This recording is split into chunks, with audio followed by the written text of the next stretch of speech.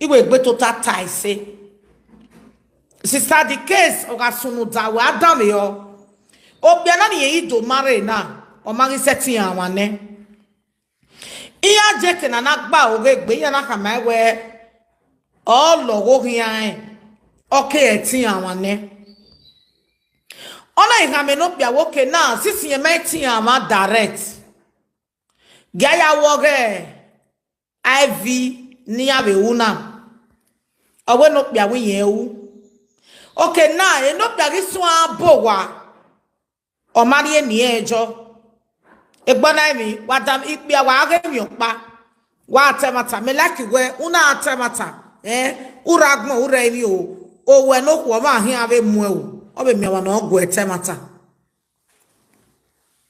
then hello everyone, welcome back to my YouTube channel. If you have not subscribed, darling people, please do subscribe and smash the notification bell. Thank you and God bless you.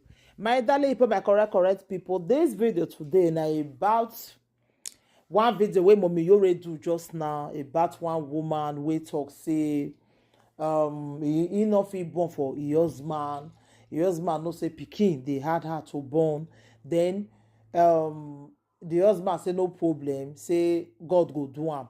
Okay, now she not fit get belle. She even contact the man, make them go do this IVF. The man say they say no, you know go gree, make them do that one, make them wait for God's time. Okay, now this man come dey build us, my people. Oh, I go put the video. This man dey build us now. As they build us, he come tell he not put the woman name for the house. Now the woman come say, why you don't want to put my name for the house? He say because the woman never get pikin for am. That means say you they get hope to go marry another person. Why some men they wicked like this? It is very, very bad. Because now. And na two of them they suffer together. Okay, no. It don't they your mind not to go marry another person because impatient don't they worry you already. Now they still matter, my people. And wow, since they happen for this world, since they read the happen. I go post the video Mona see am. So anything what I think about the video, Mona leave a comment for the comment section. Thank you everybody. Italy. Owe a owuye. Oka neno ko ka bia no ma we na o. Owo ma we ni na treating bad. Ovie wo me. Yena do pa ona ya lele pe ave wa dam e story na. Itegwe ya tela YouTube no ya ye mu ere. Iwe gbe to ta taise. Sister the case oga sunu dawe adam yo. Obia na ni yi do mare na. O mari setting awane. Iya je na na gba oge gbe ya na kama we o logo hian okay etin awane. Ona ihame no bia woke na sisi e metin ama direct. Gaya woge IV ni abe una. Owe no bia we yen wu. Okay, now e no bia gi so abo wa. O mari eni ejo. Egbona mi wadam ikpia wa age mi opa. Wa atemata me like we una atemata. Uragbon ura emi o we no kwa ma hin ave mu e obe mi wa no go etemata. Then owe yena do ka me ma na gwa ye me bia nu e adokwo we ka bia nu we ne ye ma meti bia nu we then ma wo we bo wa na do mu go jo hu o ya wa we marriage geni ye ga ro wa owe di ma we they have vaccine wari na wa ati we no ko no mama wa to buga ta bi tota epa temata ma wo kan we ke nu tota ba o ga ati we no ko no reposition na de no ke nu ta ma eno bia mari ni ejo ma bia na o be no bia we ni agba abene no wa awi go awala yo bo we ni yeriere o meva ni no bia we yen bio e na be no ya o mo no na o yiri gbigbe o ma tin amane be to we ni akokodo abo wa ya we yeri o wa e ku no jo wa so pe no mu go no te yare wa ni no ri ni o pa jo wa ya ge be ni e wo wa se iye dori bude wo bi me mo mi jore bi age ni wari ya vaccine ye then wa no do mu wa no do atama me when ya vaccine wa mesoro wara America ya here beat my brain imwege France emo ha wa dori avasi wo bo me emomijore asunu je ni me o emomijore ga tebo ni je na lie ni me wo Italy na Italy ya je mo change e beat my brain ma oni ya ekenu ya je the case no ya tawi abi wo content me momijore kana abi sino sister mo kana o wa ni buna confused. I am very intelligent. Because we are Italian. So it is. So now, they have seen what even no one and a white mumu, a white or mumu, or do tamame. Evani mumu, Bianari, and Taladia, or Bioe, or less of or Banikuafia, Dan Yakedoaso. A Budeniriene. Even in Major, Budenita Mae. Ina wana ga level 1 no boge oga wona wi yari eni ogejo yari lawyer wo wa ko si pia eso nya to regbe eno wa vie bebu wa de we bo we he anywhere e we ere ya we uri lawyer wo wa yes €100 e lawyer we gwe dia we gwe gbene ni yanso ina wona wa boge ona ewi yen ho ina do prayer point ne. Hello, God bless you. What are we doing? Hello. Hello, mommy. I'm Vivian. I just called you just now. Why so? I will close now very soon. God bless you. Yes, mommy. Amen. I don't go by the soul. Sister Vivian, you'll call me back in 1 hour's time. Yeah? By the grace of God. 1 hour's time. Okay, ma'am. God bless you, ma.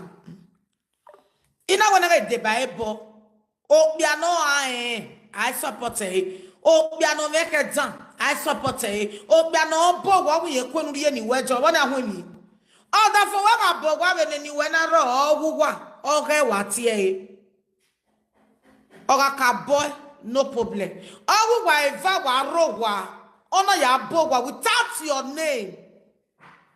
What are you people saying? Are you not living in Europe? Can they try to white people? Oh, we have a boagba dowa. Eni ebo wa ni ya lede ba ebo de. Ah, what you na they talk now? What you na they talk?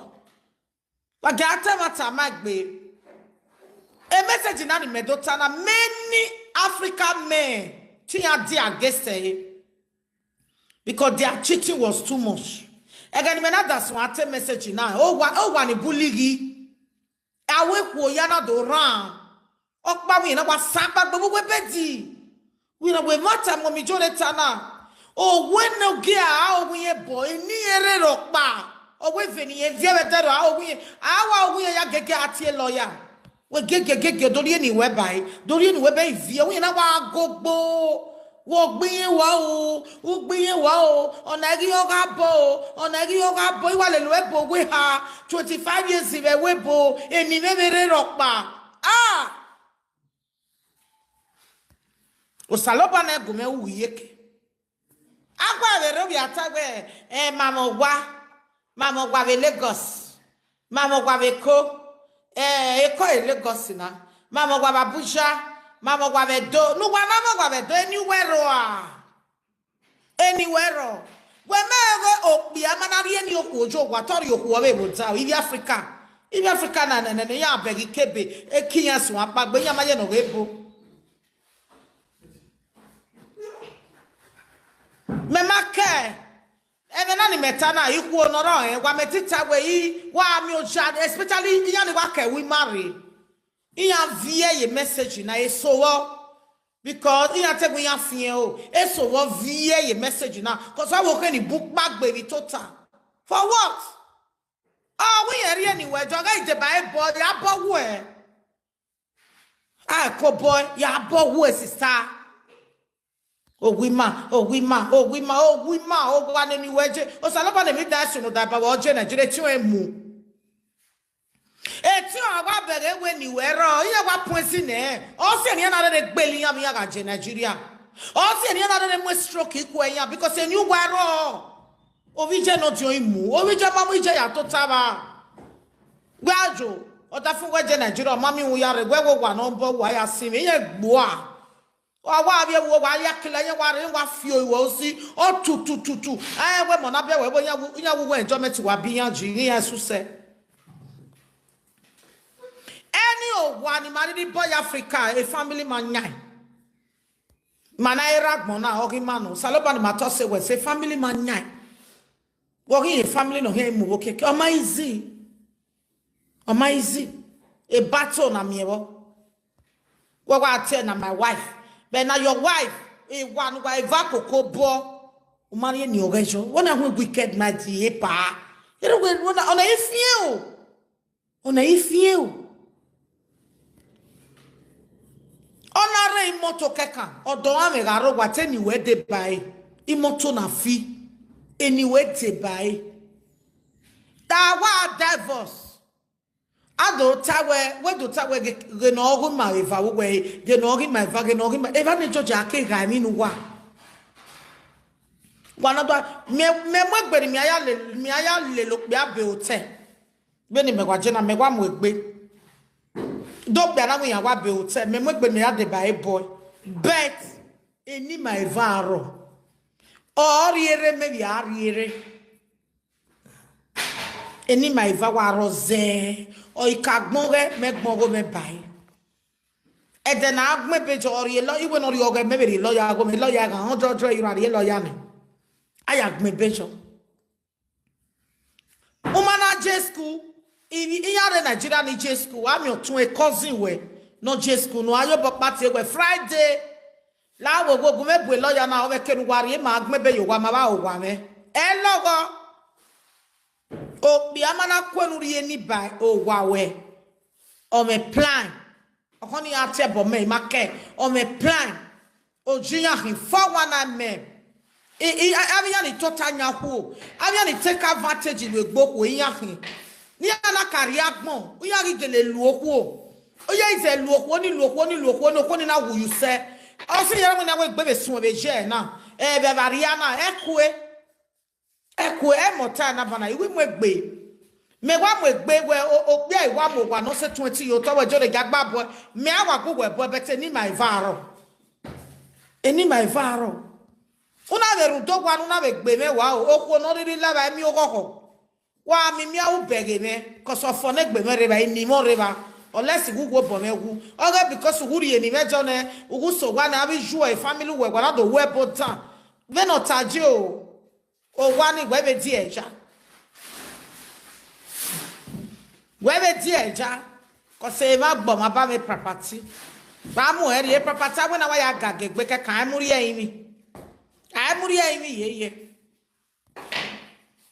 so ke na pa wa ni me la wodo wa ma na ribude me wa wa message na bi dari e la jan e many me ya ga so aka ne ma o wa mo ma tun yo to o wa de ba ya bo wa we oni we be ro o wa mo ma tun the only thing wa bege a photo o do ama we picture and I can my bo we ma se de ko we ni o ga ru we ya o wa can we bo we se because any woro why deceiving ya Datage, lare, abokame ne mose, ma wabo, wana ne, awa vi mo ariwa, mana mo awadia, bege, gede gebe, deki ma euna, toto tenusi, oduku, duplex awa we, mana ma vi wa watotai, owi mana mose, awa wena ze gebo, anywhere, mama, sister, anywhere, no na wo wa mose.